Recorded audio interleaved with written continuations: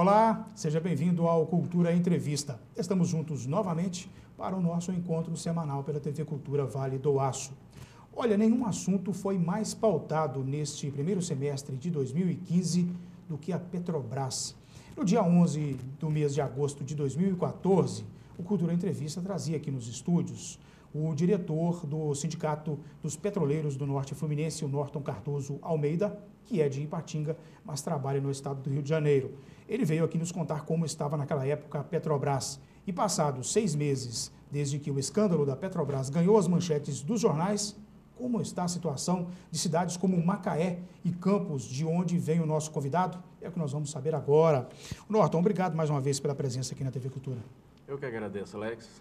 Só para lembrar, você é de Ipatinga e trabalha há quanto tempo lá no Norte Fluminense? Eu trabalho há 11 anos na Petrobras. Uhum. Estou há 8 anos, ou melhor, 7 anos no sindicato, na direção do Sindicato dos Petroleiros do Norte Fluminense. Norton, do ponto de vista prático, vamos direto ao assunto. Qual que foi o impacto na vida dos trabalhadores, toda essa história que nós acompanhamos da Petrobras esse ano, com os escândalos que envolvem contratos, propinas, mudança da direção da empresa, mudança de rumos da empresa, o nome da empresa ficou à deriva durante um certo tempo. Isso, do ponto de vista prático, lá nos braços do trabalhador, como é que foi? O primeiro efeito, o Alex, que teve em relação aos trabalhadores foi exatamente a questão da moral do trabalhador. O trabalhador petroleiro, seja ele da Petrobras como terceirizado ou contratado, isso abalou a moral dos trabalhadores. E do ponto de vista das oportunidades, evidentemente, por uma série de questões, inclusive a inviabilidade de promover contratos com as 27 maiores fornecedoras da Petrobras, isso gerou um problema de caixa nessas empresas e, por consequência, alguns reflexos do ponto de vista de oferta de trabalho, de prosseguimento de projetos, e até algumas empresas vieram à falência, à recuperação judicial, e houve todo esse reflexo na vida dos trabalhadores lá do Norte Fluminense. Ou seja, teve demissão por causa disso? Sim, teve demissão. Uhum. Na sua opinião, além dos desvios, daqueles desmandos, há uma outra questão por trás de toda essa história que envolve a Petrobras? Ou seja, alguma campanha no sentido de desmoralizar, de enfraquecer a maior empresa brasileira? Sem partir para aquela questão da paranoia, da teoria da conspiração pura e simplesmente, mas fazendo apenas um resgate histórico. Uhum. A gente vê que a Petrobras, desde o seu nascedouro, ela teve que enfrentar barreiras enormes. E isso não nasceu por um acaso, não foi por combustão espontânea. Há um interesse, tanto interno como interesse externo, geopolítico, de criar problemas para a Petrobras desde que ela nasceu. E isso aconteceu lá no início, quando Monteiro Lobato e outros grandes pensadores do país daquele momento promoveu toda aquela campanha, o petróleo é nosso, de criação da Petrobras, inclusive, ironicamente, contra Getúlio Vargas, que não queria criar a Petrobras. Mas à medida que isso aí foi se tornando um fato, a realidade impôs a Getúlio Vargas a necessidade de se criar essa empresa. E ele criou essa empresa. E aí, em 54, essa empresa é usada dentro do cenário bem parecido com o atual, de se fazer denúncias de corrupção e tudo mais, que devem ser feitos, devem ser apurados, evidentemente, mas houve também um interesse político em 54 contra Getúlio Vargas, em 55 contra Juscelino Kubitschek e em 64 contra João Goulart, que inclusive desencadeou o golpe militar de 64. A Petrobras sempre esteve no olho do furacão, seja político e muito mais agora econômico, né? A gente, há coisa de 12 anos atrás, éramos 3% do PIB nacional, hoje já somos em 13% do PIB nacional. Então isso mexe com muitos interesses. Incomoda muito, bastante. Né? As grandes corporações, inclusive no mundo inteiro. Como é que você vê a reação dos trabalhadores diante do escândalo que foi divulgado? O trabalhador só ficou com a moral abalada, como você disse no começo, ou ele reagiu de alguma forma? A gente tem feito ações de mobilização dos trabalhadores nesse sentido, particularmente no Norte Fluminense, na Federação Única dos Petroleiros. Nós, inclusive, entramos com o processo de dano moral coletivo contra aqueles criminosos de carreiras da empresa já denunciados, já comprovados desvios que eles cometeram, nós entramos na justiça também por dano moral coletivo contra essas pessoas, porque eles atingiram não só a empresa, mas também todos os trabalhadores. Nós agora, havia situações que o trabalhador da Petrobras, que outrora tinha orgulho de sair uniformizado, de se mostrar como trabalhador da Petrobras, chegou um momento dele ter vergonha de dizer isso, virou meio que chacota ali entre os seus familiares, seus amigos e tudo mais. Então isso trouxe realmente um desconforto muito grande e os trabalhadores, evidentemente, também reagiram a isso. Alguns mais, outros menos, algum para o lado, outros para o outro, mas nós reagimos, fizemos alguns movimentos na Associação Brasileira de Imprensa em favor da Petrobras, estamos fazendo, junto com alguns parlamentares, frente parlamentares em defesa da Petrobras no Congresso Nacional e também em várias assembleias legislativas. No Congresso nós temos mais de 200 parlamentares participando dessa frente de todos os partidos, então há uma reação em se puna, se investigue, se extirpe a corrupção da empresa. Mas a empresa ela é um patrimônio nacional, os trabalhadores carregam essa empresa nas costas e a cada dia tem tido mais e mais recordes de produção e de eficiência, isso tem que ser preservado. Bom, é interessante o telespectador observar uma coisa que eu te provoquei e você respondeu exatamente o que eu pretendia, que não ficou só indignado, ele foi, do ponto de vista prático, fazer alguma coisa também, né, que é representar contra quem deveria. Que, a propósito, as pessoas pensam o seguinte, que todo esse entrelaçado que envolvia pagamento de propinas, nos contratos dos fornecedores, ocorria dentro dos gabinetes, quando na verdade não era do lado de fora. Como é que se dava a lógica disso aí? E principalmente, já que você citou os parlamentares, o papel que alguns parlamentares, alguns políticos e grupos partidários tinham nesse processo. O processo, como a gente costuma dizer, acontecia fora da empresa. Então, por isso, os mecanismos de controle não conseguiam perceber isso. Esse tipo de corrupção só é percebido de duas formas. Ou é denúncia, ou é investigação policial. E você não tem isso dentro dos controles internos da empresa. Uma falha, né? Não sei se é uma falha, é assim que a coisa acontece, porque eram coisas que não tinham como perceber. Que a empresa ela tem o seu ranger de normalidade dos contratos, que eles costumam dizer que é o menos 10 mais 15, ou seja, a Petrobras ela faz um projeto de 100 milhões de dólares. Então, ela entende que é razoável alguém entrar com uma licitação de 90, que é menos 10, ou de 115, que é mais 15. Então, dentro desse range, está consagrado mundialmente no setor petróleo um limite razoável. O que essas empresas faziam? Elas acertavam entre si os valores, quem ia ganhar o quê em qual contrato, e para que esse processo ficasse de alguma forma permanente, elas cooptavam alguns bandidos de carreira que tinham dentro da Petrobras, davam uma parte desse lucro para esse bandido, e esse bandido, para se manter naquele espaço dentro da empresa, repassava alguns partidos a alguns políticos. Que os mantinham lá. Esse é o processo. Tanto é que se você for ver os grandes ícones da corrupção na Petrobras, são pessoas de 30 anos de casa, são pessoas de 20 e tantos anos de casa. Não são pessoas que entraram agora, nem foram indicados por político. Entraram pela porta da frente, vamos dizer assim, dentro da Petrobras. Foram concursados, tiveram uma carreira toda dentro da empresa, mas em algum momento se perderam e se consolidaram como bandidos de carreira. Isso virou notícia também nos jornais, que os valores levados ou surrupiados da empresa pública seriam devolvidos. Acredita que isso possa ocorrer? Sim. Ou só simbolicamente? Sim, já começa alguma coisa. Agora, tem que ser apurado, porque, como eu falei, corrupção ela tem que ser medida, mensurada, né?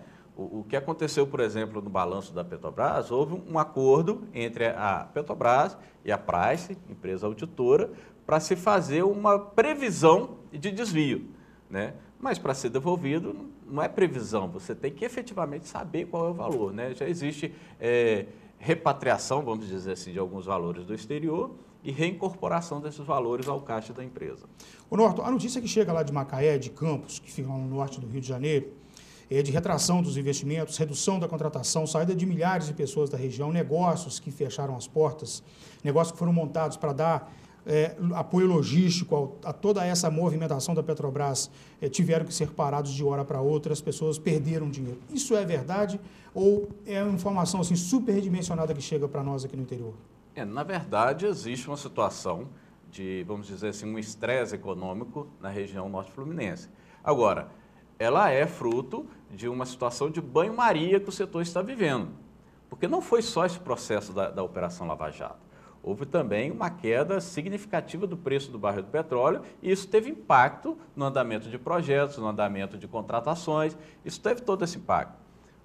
Paralelamente a isso, e aí sim vinculado à Operação Lava Jato, houve a quebra de algumas empresas, né, recuperação judicial, e isso sim implicou em demissão.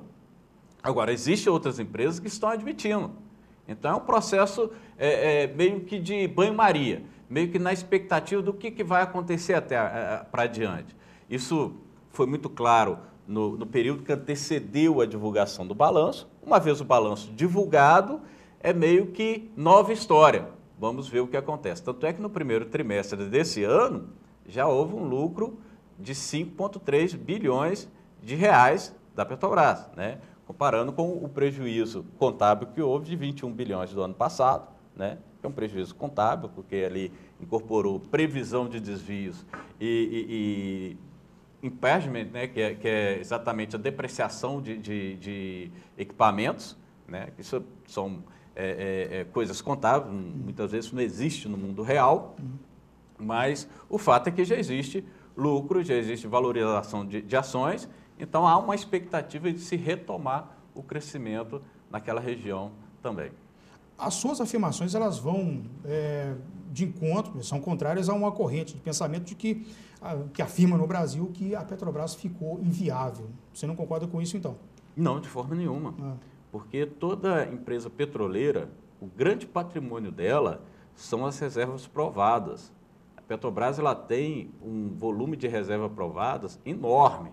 Não é só aquela contabilidade. O que eu costumo dizer é que uma empresa de petróleo não deve ser feita contabilidade de padeiro.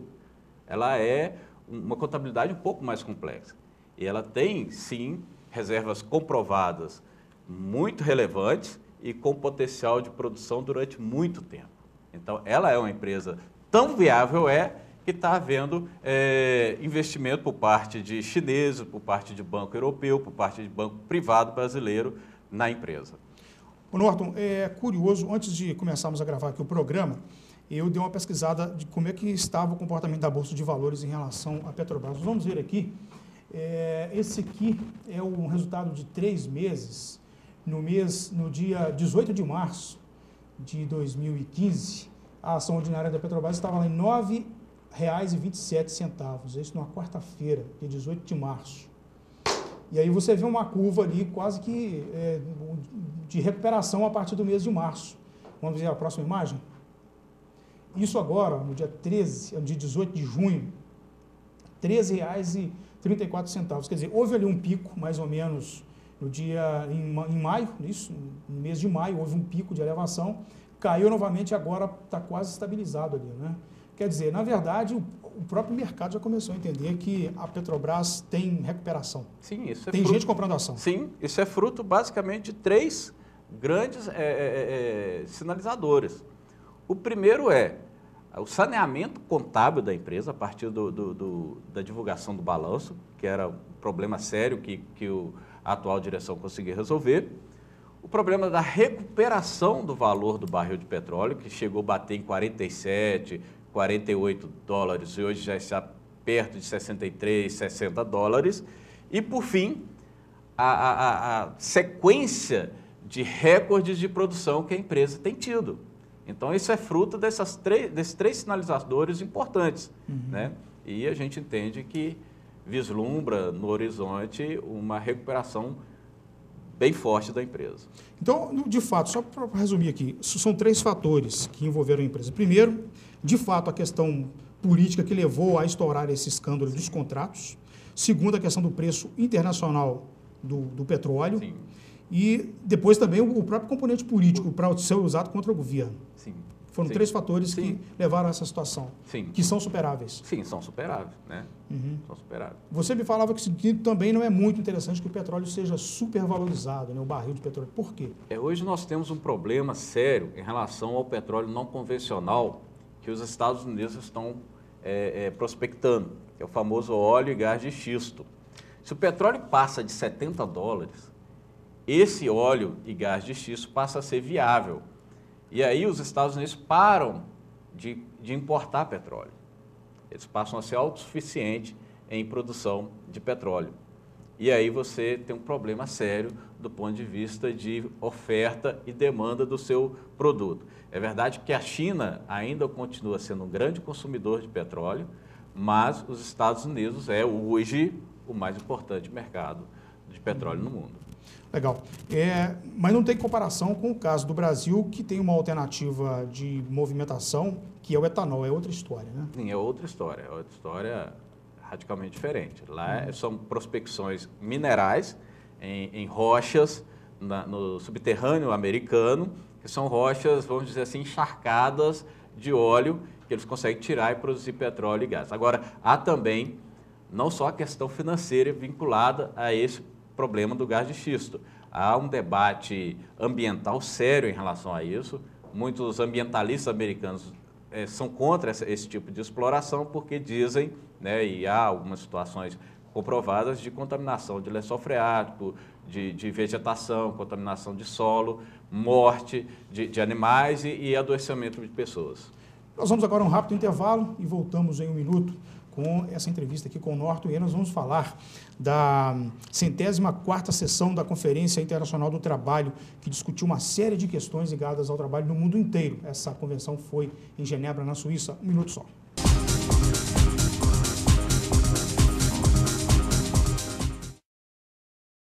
Não apague o sorriso de quem cuida da nossa cidade. Nossos agentes ambientais pedem a sua colaboração. Descarte seringas, cacos de vidros, espetos de churrasco, pregos e latas de conservas com os devidos cuidados. Embale-os antes do descarte. A gente cuidando da nossa cidade sem acidentes. Coleta Segura, o seu jeito de cuidar dos agentes ambientais. Vital Engenharia Ambiental. A Associação dos Aposentados e Pensionistas de Ipatinga, a API, agora sob nova direção, é uma entidade que cresce com os pés no chão. Vem aí a Unidade 3 no Canaã, a conclusão da ampliação da sede administrativa e muitas outras ações visando mais espaço e comodidade para associados e dependentes.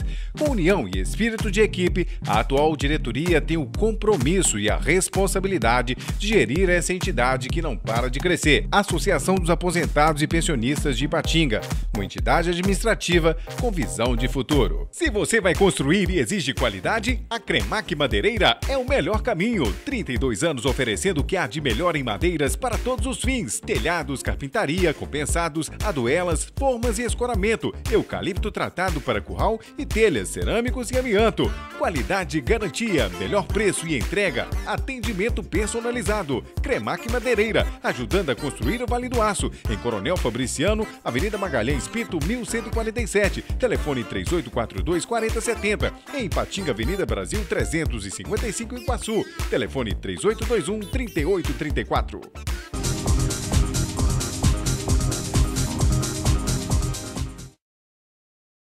Muito bem, estamos de volta com Cultura Entrevista.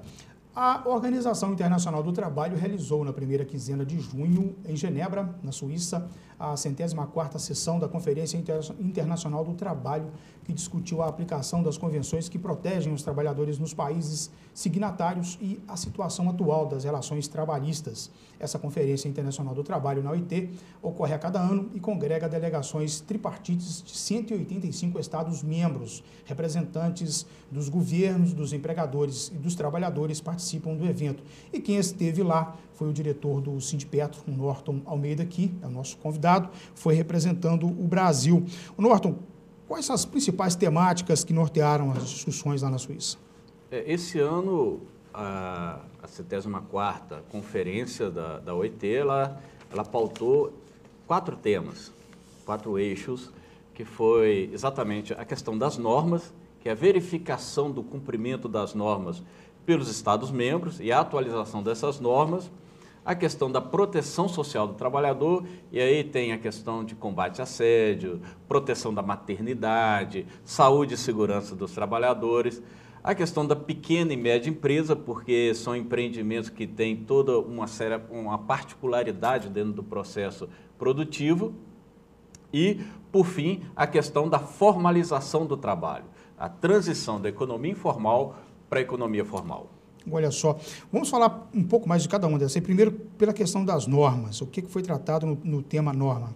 A questão das normas, normalmente, é o que pega numa conferência da OIT, porque existe aquele debate das bancadas de trabalhadores dizendo que os empregadores não cumprem as normas ou deixam normas não cumpridas na sua totalidade, os governos fazendo a mediação desse processo todo.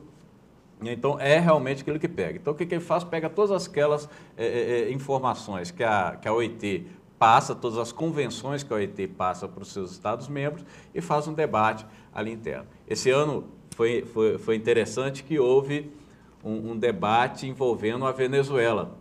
Os empregadores da Venezuela, né, eles acusando o governo da Venezuela de não cumprir as normas, em marginalizar um pouco dos empregadores, né, uma certa facção dos empregadores, e aí você teve a defesa do governo da Venezuela, obviamente, e dos trabalhadores da Venezuela alinhados com o governo. E houve intervenção depois de Cuba, houve intervenção de outros países, também sempre na defesa da Venezuela, dizendo que, inclusive, aquilo não era um tema para aquela conferência, mas era um tema interno da Venezuela. A Venezuela sempre está, desde algum tempo, meio que nos holofotes. Eu faço ideia, é bom lembrar que várias empresas privadas da Venezuela recentemente foram reestatizadas. Sim, né? foram reestatizadas. Quer dizer, o governo da Venezuela hoje é um grande patrão, é um grande empregador. Né? Talvez até mais do que o governo brasileiro. Né? Sim. Lá é o Ministério Popular do Trabalho, alguma coisa. Eu estive com o ministro ano passado, ministro venezuelano, numa comitiva que a gente fez lá, e tentamos entender esse processo lá também. Tá legal. Nós temos aqui uma imagem. Esse encontro aqui, quem são aquelas autoridades com você ali? Wagner. O Wagner Souza, ele é um dirigente da UGT e do Sindicato dos Servidores da Justiça de São Paulo. Ele foi o delegado, cada delegação ela tem o seu delegado oficial. No início foi o Ricardo Patá, ele teve que sair e passou para o Wagner. Ali ao centro tem o ministro Manuel Dias, do Trabalho, e em seguida estou eu. Né? Isso lá em Genebra? Isso em Genebra, aí é na Casa Brasil, que é a casa da embaixadora da OIT, embaixadora brasileira na OIT. Essa aqui é a convenção? Sim, isso aí já era o encerramento, né? Estavam chegando as pessoas para fazer o encerramento da conferência. Aí nós estamos aí a bancada, parte da bancada dos trabalhadores, aí são os representantes da CTB no primeiro plano, né? Então são todos representantes dos trabalhadores ali na frente. Sim, da Central dos Trabalhadores e Trabalhadoras do Brasil, que é a que eu faço parte, né? Ali atrás tem o Neto, que é da CSB, que é a Central Sindical Brasileira, uma central nova, e ali na frente temos o pessoal da CTB, né? Cada central manda uma delegação. No Brasil funciona assim, as centrais que são reconhecidas participam desse processo e faz um rodízio entre elas de quem será o delegado. Esse ano, como eu falei, foi o Wagner da UGT, melhor Ricardo Patá, e depois passou para o Wagner. Essas sessões da OIT são deliberativas ou apenas consultivo ou avaliativo da situação? Olha, elas dão orientações para os governos.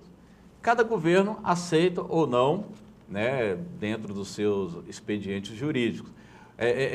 O importante seria aceitar, né? Em tese, seriam obrigados, uma vez que são signatários, a aceitar. Mas aí existe o processo legislativo e judiciário. A informação que o ministro Manuel Dias passou para a gente foi que o STF recepcionou as convenções da OIT. Então, isso foi recentemente. Então, quer dizer que hoje o Estado brasileiro é obrigado a reconhecer as convenções da OIT como lei. As normas como elas foram assinadas lá. Vamos voltar a falar aqui dos temas da sessão da OIT, pequenas e médias empresas. O que mais pegou nessa temática? Essa temática ela foi mais tranquila, só mesmo situar essas empresas dentro do processo produtivo, né? É claro que isso é um sinalizador para o ano que vem também, que ano que vem, o que vai ser tratado no ano que vem como temática principal. Esse ano foi a formalização, que a gente vai discutir um pouco adiante, mas Para o ano que vem, a temática principal são as cadeias produtivas. Então, aí sim, essa temática das pequenas e médias empresas vai ter uma importância muito grande dentro desse processo e como que os países vão se relacionar entre si na cadeia produtiva de cada região, de cada bloco, o que seja. Formalização do trabalho? A formalização do trabalho é aquilo que foi a maior vitória para os trabalhadores, porque essa é uma recomendação da OIT, dizendo que a formalização do trabalho deve ser algo a ser perseguido por todos os Estados-membros, ou seja, trazer todos os trabalhadores e trabalhadoras da informalidade para o ambiente formal e, por consequência, trazer para eles os direitos, né, que são inerentes daquele que tem o trabalho formalizado. No Brasil, de fato, no Brasil, esse resultado discutido lá em Genebra bate com os dados que têm sido apresentados pelo SEBRAE, por exemplo, que mostra que nos últimos 2 anos houve recorde de formalização de empresas brasileiras, de pequenas, microempresas brasileiras. Não é? Ainda dentro, quase que associada a essa temática da formalização, veio da proteção social, né? Que é a previdência social, o seguro do trabalhador. O que foi tratado nessa questão? Essa temática foi a que eu fui escalado para acompanhar. Ela teve um debate bem interessante no que diz respeito à proteção da maternidade. E olha que fala maternidade, porque o Brasil é um dos poucos países que não chegam a 10 que tem a proteção à paternidade. Né? O Brasil é um dos poucos países que tem licença paternidade. Então, meio que conseguiu colocar esse tema também. E a segurança do trabalhador, que é algo que é a minha militância lá no sindicato e desde sempre. Mas algo interessante que entrou nesse temário foi a questão da terceirização. A Central Única dos Trabalhadores, ela conseguiu, num espaço dentro desse temário, envolver a discussão da terceirização, que hoje é algo que está sendo tratado no Brasil com muita intensidade. Né? Vocês, que são sindicalistas, costumam usar o termo precarização e não terceirização. Sim. Né? Porque são fatos, né? Eu posso dizer daquilo que eu vivo na Petrobras. Né? Hoje, 80% dos acidentes de trabalho são com empregados terceirizados. Isso não é por um acaso. Né? Hoje, o trabalhador terceirizado da Petrobras ele tem menos direito, inclusive para começar na folga. Né? Quando o trabalhador Petrobras embarcado ele trabalha 14 dias e folga 21, o terceirizado trabalha 14 e folga 14. Então, quer dizer, já é uma flagrante precarização do trabalho. Uhum. Essa questão dos direitos dos trabalhadores brasileiros é apontado frequentemente pelos empresários, pelos empregadores, como um fardo muito insuportável. Como é que vocês veem essa reclamação? Precisaria flexibilizar alguma coisa? Alguma coisa tem que mudar realmente? Ou quem emprega reclama de uma forma exagerada? Na realidade, é todo um cenário. Não dá para dizer que uma coisa só é o responsável. O que a gente sempre diz é que, para além do custo Brasil, existe a questão da gente discutir o lucro Brasil. Né? As montadoras brasileiras são pródigas nisso, elas querem redução de imposto, quer relativizar o trabalho, mas não fala, por exemplo, que o lucro dela é, em geral, 3 vezes mais do que em qualquer outro lugar do mundo. Então, quer dizer, é uma coisa que tem que ser tratado com muita cautela. Eu acho que é muito mais interessante você tratar a questão do financiamento da cadeia produtiva do que querer tirar direitos. Né? A gente não pode dizer que o trabalhador brasileiro é o que tem mais direito no mundo, isso é ilógico, né? Mas o fato é que tanto o trabalhador quanto os empresários brasileiros são os que mais pagam juros no mundo. Será que não é esse o tema que a gente tem que estar investigando? Né? Você vê que o governo está fazendo um esforço tremendo para economizar aí 50 bilhões, 70 bilhões por ano, mas pagou 150 em juros. E está aumentando a taxa de juros. E olha só que nós temos como componente de 2/3 da inflação anual são preços controlados e derivados da seca que nós tivemos aí nesses últimos 2 anos. Portanto, não é aumentando o juros que você vai mudar isso, não. São temas, são vetores que não tem nada a ver com o aumento de juros. Então, alguma coisa tem que ser revista. Não vai ser aumentando os juros que você vai diminuir o preço das coisas, porque a seca existiu e os preços controlados, quem controla é o governo. Ok. Vamos voltar nessa temática da proteção social. Agora que o Brasil está com essa desaceleração na economia, já é notório que retoma-se o fluxo migratório. As pessoas voltam a sair do Brasil para ir trabalhar nos Estados Unidos, no Canadá, ou mesmo em alguns países da Europa que não estão com a crise pior do que a que tem no Brasil, né? Porque vários países da Europa estão também numa situação de verdadeira pindaíba. Sim. Mas nem todos estão assim, né? E há fluxo migratório também para a Europa. Mas o fato é que é preciso pensar o seguinte: como é que fica a proteção social de quem vai trabalhar no exterior? Ela não existe. O ilegal lá não existe. O legal lá é ilegal, é invisível. Em todos os sentidos. É imperceptível. Então, quando você fala que grandes países, grandes economias têm muito menos acidente de trabalho, isso é uma balela. Porque se você vê qual o setor que mais se acidenta em todo o mundo, é a construção civil. Quem toca a construção civil nesses países? Normalmente é o trabalhador ilegal. E, olha, se ele acidenta, isso não é nem sequer registrado. Eu conheço casos de 2 pessoas que acidentaram no trabalho lá e a solução foi o patrão dele chegar, dar uma quantia de dinheiro e vai cuidar da sua vida. E vem se tratar no Brasil. E alguns vieram se tratar no Brasil, né? Ou vieram se tratar no Brasil. Então não existe. E você tem um problema sério na Europa, particular, que são aquelas pessoas oriundas da Europa Oriental. Antes, eu conheço uma pessoa que veio de lá e ela falava o seguinte: a gente fazia uma faxina na Europa por um tanto, porque o europeu daquele país não se dispunha a fazer. Mas hoje você tem gente que vem da Europa Oriental que faz pelo preço que o brasileiro faz ou até menor. Então, a concorrência com o europeu de outras regiões, ou até mesmo do início da Ásia, também se acirrou. Ok. Gente, vamos a um rápido intervalo e nós voltamos aqui com uma conclusão do Cultura Entrevista em um minuto só.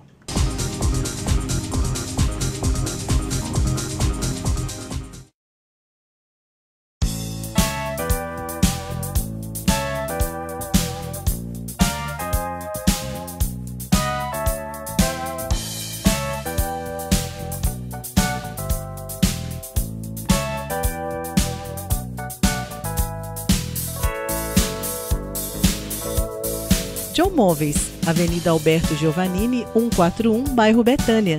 Telefone 3826-6952. Trabalhando com procedimentos supervisionados desde o corte de chapas até a sua instalação, a Comercial Vidromax e Tempermax utiliza tecnologia de ponta e equipamentos de última geração, maquinário próprio para lapidar e bisotar vidros, além do moderno forno para têmpera de vidro, instalação de vidros comuns, box em acrílico e vidro temperado, esquadrias de alumínio em geral. Comercial Vidromax e Tempermax, Rua Pelicano, número 60, Vila Celeste. O Grupo Dijafert se consolida pela qualidade de seus produtos. Dijafert, ferro e aço em Fabriciano e aço nobre em frente à passarela do Iguaçu em Patinga. Ferro e aço para construção, serralheria e usinagem, metalons, perfis para estrutura e eletrodos no atacado e varejo. Máquina de fabricação própria de telhas sob medida. Dijafert, construindo um vale de ferro e aço. Avenida Tancredo Neves, 553, Coronel Fabriciano. Aço Nobre, Rua Pedras Preciosas, 25, Iguaçu, Ipatinga.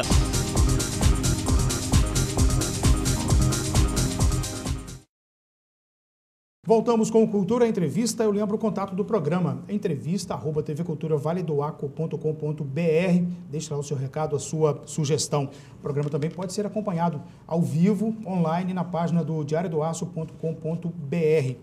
Ô Norton, também na 104ª sessão da Conferência Internacional do Trabalho, foi tratada a questão das relações de trabalho entre o grupo que se chama BRICS, né? Brasil, Rússia, Índia e China, que são fortes concorrentes no mercado mundial de produtos e serviços, né? O que foi, está na mesa de discussão? Sim, a esse grupo se agregou também a África do Sul, né? Então, o S parte da África do Sul. Esqueci aqui do S, certo? Da África do Sul. Da África do Sul. Então, nós tivemos algumas reuniões, inclusive com ministros, né, o vice-ministro do Trabalho da Rússia, o Manuel Dias participou dessa reunião, que é para lançar os pilares das relações de trabalho nesses países, que são economia que até há pouco tempo, e ainda hoje, né, são concorrentes entre si, mas a ideia é que passe a ser economias que se complementam. você tem a Rússia com muito petróleo, com tecnologia, você tem o Brasil com muito petróleo e tecnologia, você tem a China e a Índia com muita demanda nesses setores, né? E a África do Sul fazendo ali a entrada de todo e qualquer tipo de produto ali para a África. É o país que é referência em toda a África, exatamente a África do Sul. Embora esteja lá na ponta da África. Embora esteja, mas eu estive lá em 2012 e 2013, e lá você vê gente de todo lugar. Eu passei perto do Ministério do Interior e você vê que ali é o ponto realmente de convergência, até pelo fato de ser o país com melhor qualidade de vida da África, né? Ela e o Egito, né? Então, é uma convergência muito grande, principalmente da África, do sul da África para a África do Sul. Então, acaba sendo meio que um grande... É só a impressão ou, de fato, na África do Sul está com uma situação político-partidária bem mais estabilizada do que o Egito? O Egito está em constante conflito, inclusive conflito religioso, né? Sim, sim. Eu estive no Egito também em 2008. 2008 eu estive Ainda lá. não tinha explodido a crise política. Não tinha, foi a passeio. Era um sonho de infância que eu consegui realizar naquele momento, né? E poucos meses depois veio toda aquela turbulência política. Eu encontrei há uns 2 meses num outro evento que eu estive, e agora lá em Genebra com uma delegação egípcia, que estarão inclusive aqui no Brasil em outubro, no evento que será feito aqui dos 70 anos da Federação Sindical Mundial, e a conversa que eu tive com eles é que as coisas estão estabilizando. Até convidaram para que a gente fosse lá e tudo mais. Vamos ver, né, o que pode acontecer, mas de acordo com eles estão estabilizando as coisas pelo Egito. E a gente espera que estabeleça, né, que estabeleça a normalidade, porque é um grande país que também está se redescobrindo, está começando a produzir petróleo também, né? E é um povo que carece muito. Eu passava eu fiz uma viagem de trem entre Cairo e Assuan, bem ao sul, então você via gente morando em caverna ainda lá. Vilas de caverna, um troço assim que a gente vê que há muita carência. Em que pese o fato da história do Egito na humanidade e o quanto que já foi desenvolvido, né, em relação aos demais países de um determinado tempo. E o pior, né, o tanto que já foi expoliado, né? Também. Você vai hoje na França, no museu lá, você vê que é um monte de coisa que foi espólio do Egito. Você vai na Inglaterra, no Museu da Inglaterra, você vai aqui no Brasil, no Vaticano, né? Quer dizer, que é uma grande justiça, né? Teria que pelo menos receber royalties de todo esse material, né? Da riqueza que saiu de lá. Exatamente. A riqueza histórica, arquitetônica que saiu de lá, entendeu? Bom, vamos voltar a falar um pouquinho da Petrobras aqui, Norton, que foi aqui o que norteou no começo da nossa entrevista. O mercado de trabalho, a Petrobras como mercado de trabalho, a pessoa que nos assiste em casa agora pensando assim, será que algum dia ainda a Petrobras ainda vai ter viabilidade o suficiente para voltar a gerar emprego? E será que meu filho ou eu vou conseguir um emprego na Petrobras? Dá para continuar a sonhar num grande emprego na Petrobras? Sim. Hoje, inclusive, tem um concurso aberto para advogados da Petrobras, né? Não me recordo quantas vagas estão sendo oferecidas, mas são vagas oferecidas para advogados. Agora, nós tivemos um processo de desligamento incentivado, onde saiu em torno de 8 mil funcionários. Então, de alguma forma, esses funcionários vão ter que ser repostos, né? Hoje ainda existe um grande nível de terceirização na Petrobras que nós, enquanto sindicatos, combatemos e exigimos sempre da empresa a regularização desses postos de trabalho. É claro que isso tudo está muito ligado a essa questão dessa legislação nova que estão propondo de terceirização. Essas grandes empresas são assim, elas ficam jogando para ver como que o jogo vai ficar mais adiante, né? É um grande problema nosso. Quando não resolver essa questão hoje PLC 30, que está no Senado, antigo PL 4330, que na nossa avaliação é uma tragédia para o trabalhador, né, a terceirização da forma como está sendo proposta. Então, enquanto não se resolver isso, a gente entende que vai ficar meio que no limbo essa questão. Mas o fato é que, saindo 8 mil pessoas do ambiente onde já estava faltando gente, e com o projeto de se produzir cada vez mais, e continua o projeto de se produzir 3 milhões de barris até 2020, ou seja, daqui a praticamente 4 anos, vai precisar de gente. Então, concursos terão que ser feitos para incorporar uma mão de obra nova e também para fazer a questão de transferência geracional, né? Hoje a Petrobras tem esse problema. As pessoas não devem deixar de se preparar, então. Exatamente. Mesmo que não saia uma vaga lá, mas pode sair no outro lugar. Sim, pode sair em algum lugar. retomada da atividade plena. Hoje a Petrobras operaria com qual índice da capacidade dela? Tem pelo menos uma ideia, uma estimativa?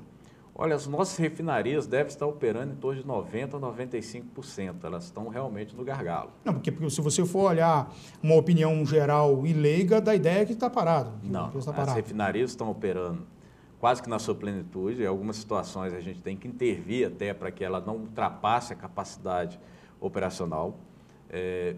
Por conta disso, a Petrobras tem importado combustível, porque o mercado ainda está aquecido, né? Mesmo com essa queda de consumo, mas ainda não se refina o suficiente para atender a produção.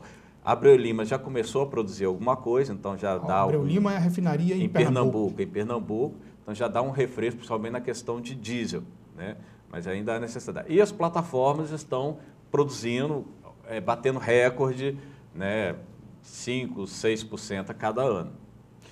O pré-sal é inviável, é um projeto falido no Brasil. Tem se falado muito isso também. É uma verdade? Absolutamente não. Hoje já se produz 800 mil barris no pré-sal, ainda no regime de concessão. O regime de partilha, que iniciaria com o Campo de Libra, está sendo construído as plataformas para ser instaladas em Libra, e algumas serão afretadas, evidentemente, mas o marco contábil, o preço do barril, tornando o pré-sal viável, fala em torno de 40 a 45 dólares. Veja bem que está em 60 a 63. Portanto, há uma viabilidade aí de quase 50%. Mas há algumas pessoas que falam que a 15 dólares o barril, ainda assim o pré-sal é viável, né? É claro que 40 a 45 é para você instalar todo aquele processo lá de logística e tudo mais. Uma vez instalado, você passa a ter outro cenário. Então, ele é extremamente viável e não é à toa que aguça a cobiça das grandes empresas produtoras de petróleo, que é o caso agora de questionamento em relação à partilha. Não é à toa que existe um projeto querendo tirar a Petrobras como operadora única. É porque ali é viável. Ali é um bilhete de loteria premiado. O índice de acerto em prospecção no mundo gira em torno de 50% a 60%. No pré-sal é em torno de 95%. Então, furou, achou. Acredita em mudanças, ou seja, toda essa discussão que nós vivemos hoje, que o Brasil presencia hoje, os brasileiros indignados pedem mudanças. Acredita que toda essa discussão vai gerar um novo modelo de relacionamento onde se encontrar o público e o privado? A nossa expectativa é que sim, né? A gente sempre diz, né? A gente espera que a Petrobras, que sempre foi referência, um orgulho para o brasileiro, seja também referência em passar a limpo a história do Brasil. Que essas investigações também sejam referências, inclusive, para as outras relações público e privadas, e que criem mecanismos que venham realmente inaugurar uma nova era de fiscalização e tudo mais. E isso é muito bom, né? Volto a dizer, a gente quando fala que existia isso antes, que não é só na Petrobras e tudo mais, a gente não quer naturalizar isso não. Ao contrário, tem que investigar, tem que punir, tem que demitir, tem que prender, tem que recuperar aquilo que foi passado indevidamente. Isso é óbvio. A gente quer que seja estendido para toda a relação público-privada no país. Tá. Um outro aprendizado que ficou é que até então, na cabeça do brasileiro, de muitos brasileiros, muitos de nós brasileiros, a corrupção estava muito associada ao ambiente político-partidário, ao Congresso, aos bastidores partidários, mas, na verdade, agora, o caso da Petrobras veio demonstrar o seguinte: as grandes corporações privadas são grandes atores, né? são grandes participantes desse processo, né? Sim, a corrupção é essencialmente uma ação privada, porque alguém pegar aquilo que é de todo mundo para ele, isso é essencialmente privado, né? Nós tivemos recentemente, no paraíso do liberalismo mundial, os Estados Unidos, problemas seríssimos no sistema financeiro por corrupção. Corrupção, você criar factóides para tirar dinheiro e tudo mais. A Enro, que era uma grande empresa energética americana, ela também teve um processo de corrupção extremamente intenso. Quer dizer, não é algo público, não é um patrimônio público, ao contrário, isso é da essência privada. Da essência privada. Ok. Jota, muito obrigado mais uma vez pela presença aqui na TV Cultura. Obrigado a você, um grande abraço a todos vocês e estamos sempre à disposição. Legal, um bom trabalho. Olha, agradeço a você que nos acompanhou em todo o Vale do Aço. Tenham todos uma ótima semana.